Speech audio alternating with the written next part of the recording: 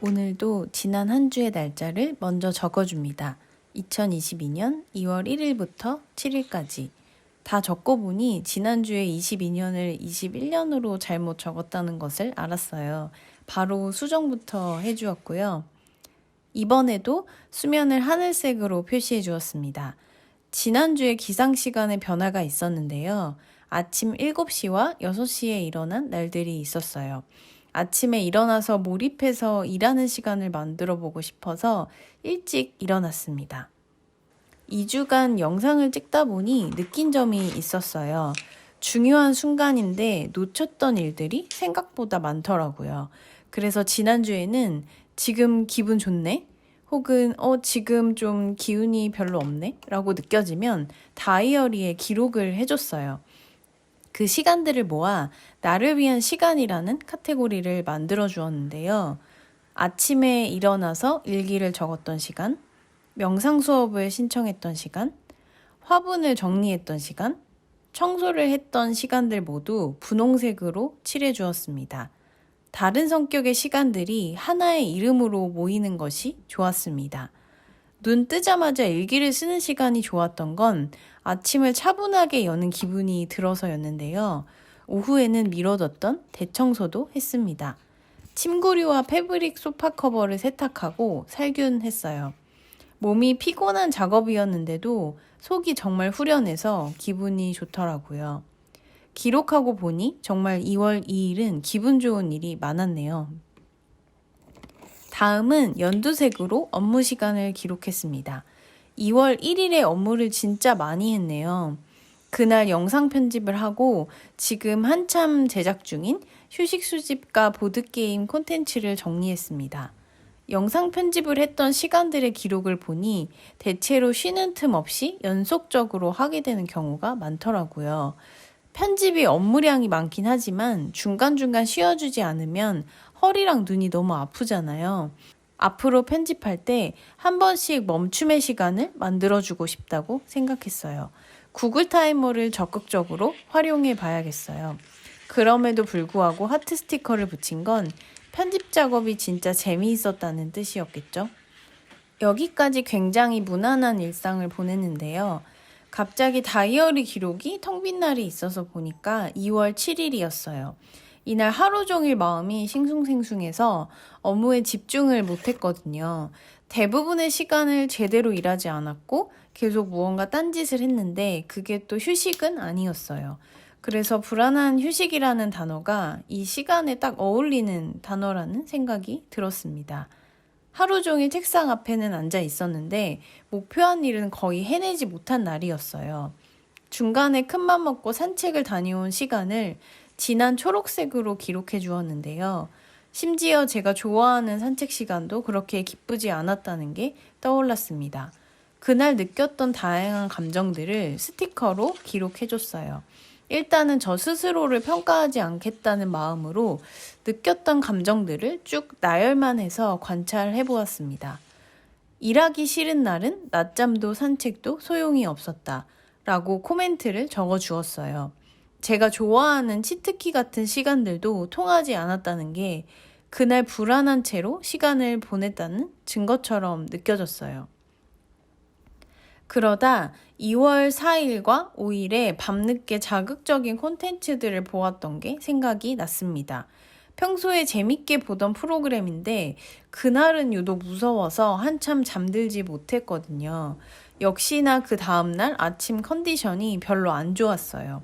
밤늦게 자극적이거나 무서운 콘텐츠를 보면 다음날 아침까지 영향이 이어진다. 이렇게 적었습니다. 지난주에 텍스트 클럽에서 받은 영감이 긍정적 영향력을 발휘한 것이 떠오르더라고요. 불안한 마음 역시 가진 힘이 커서 다음날까지 이렇게 영향을 준다는 게 느껴졌어요. 대략 알고는 있는 사실이었지만 시각화해서 보니 인과관계가 너무 명백해서 두 손 두 발 다 들었습니다. 이렇게 기록을 하다 보니까 한 주의 에너지 흐름이 보이더라고요. 일주일 중 첫 3일은 꽤 주도적으로 시간을 보냈고 휴식도 잘 했어요. 반면에 나머지 4일은 제가 원하는 대로 시간을 보내지 못했고 불안한 마음도 많았습니다. 그 변곡점에 영향을 준 시간들을 잊지 않고 수집해둬야겠다 마음 먹었어요. 지난주에도 사람들을 만나고 교류하는 시간이 있었습니다. 저는 사람을 만나는 걸 무척 좋아하면서도 만남이나 모임 전에 은근히 긴장을 많이 하는 경향이 있는 것 같아요. 누군가를 만나고 다음날은 집에 있고 싶어 하더라고요. 내키지 않는 만남이었다면 혼자 있는 시간이 더 길어야 하기도 하더라고요. 만남의 시간을 기록할 때 이 패턴을 조금 더 유심히 관찰해 보려고 합니다.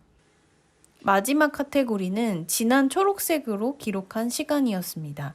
이틀간 평소보다 일찍 일어나서 1일 이식 프로젝트는 결국 실패로 돌아갔는데요.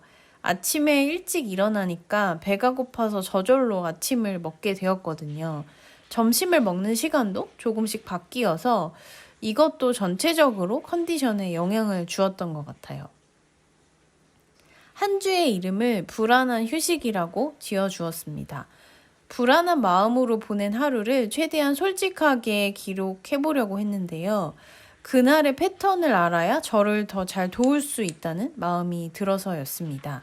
사실 일상에 기록을 하다 보면 정말 기억해내거나 기록하고 싶지 않은 날들도 많거든요. 그런 날에도 저를 외면하지 않고 바라봐주고 다정하게 이해하려고 노력했다는 게 저에게는 성과였습니다. 이번에도 역시 Q&A 툴에서 질문을 골라봤는데요. 하고 싶은 질문이 떠올라서 빈칸으로 되어 있는 카드를 골랐어요. 일주일 중 나에게 가장 큰 영향을 미친 일은 무엇인가요? 라고 질문을 적었습니다. 불안함과 휴식이라는 단어를 키워드로 뽑아주었어요. 저녁 늦게 자극적인 콘텐츠를 보고 는 날 쉽게 잠이 들지 못하면 불편한 마음으로 아침을 맞이한다. 나는 아침의 기분에 영향을 많이 받는 사람이니까 아침의 기분이 하루의 기분을 좌우했다. 이게 제가 가장 크게 배운 점이었습니다. 하루의 균형, 일상의 균형을 찾기 위해서 내가 편안함을 느끼는 환경을 만들어주고 싶다고 생각했습니다. 그래서 리스트 툴에서 나를 돌보는 루틴 리스트를 골라보았는데요. 스스로 조금 더 편안하고 안정감을 느끼는 시간을 만들어주고 싶다 하는 다짐으로요. 첫 번째 시간은 아침에 일어나 일기를 쓰는 시간입니다. 아침에 일어나 부정적인 기분에 함몰되지 않도록 감정을 솔직하게 털어낼 수 있는 장치를 만들어주는 거죠. 두 번째 시간은 자기 전 고요하게 하루 마무리하기입니다. 제가 요즘 듣는 명상 수업에서도 자기 전 시간에 대한 중요성을 강조하더라고요. 자극적인 콘텐츠를 보는 게 수면 그리고 다음날에 얼마나 큰 영향을 미치는지에 대해서 이야기를 했는데요. 물론 마음이 싱숭생숭해서 어쩔 수 없이 콘텐츠를 소비하는 날도 존재할 수밖에는 없겠죠. 그래도 지금 영상을 보고 잠들면 수면에 영향이 있을 거야 하는 걸 한번 감지하는 것만으로도 도움이 되더라고요. 그 시간을 억지로 말고 이왕이면 내가 좋아하는 시간으로 만들어줄 수도 있잖아요. 스트레칭을 하거나 고요한 음악을 듣거나 좋아하는 향을 맡거나 하는 식으로요. 세 번째 시간은 가볍게 집안을 청소하는 시간입니다. 지난주에 청소기를 돌리고 화분을 정리하는 시간이 저를 돕는다는 느낌을 받았는데요. 좋은 기분으로 해서 더 그랬던 것 같아요. 마지막은 수업 듣기 시간입니다. 요즘 무언가를 배운다는 느낌이 들 때 활기가 생기는 것을 감지했어요. 새로운 것을 배우고 새로운 생각을 하는 과정 자체가 즐겁거든요. 나를 돌보고 싶을 때 나를 배우게 하는 것. 그 시간을 잊지 않으려고 마지막 리스트로 수집했습니다. 그럼 다음 주 기록으로 만나요. 안녕.